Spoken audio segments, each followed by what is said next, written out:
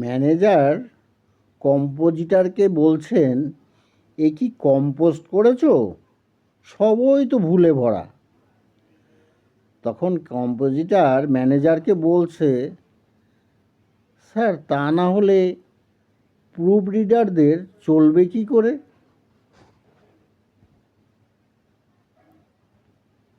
শিক্ষক ছাত্রকে বলছে, তোমার পড়তে ভালো লাগে না?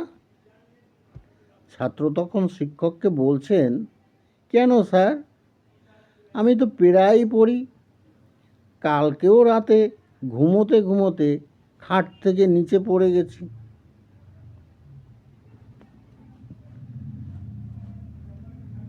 ছেলে মাকে বলছে, মা জানো, জ্যাঠামশাইয়ের শ্রাদ্ধে না কলকাতার থেকে কীর্তনের দল নিয়ে এসেছে কীর্তন গাইতে।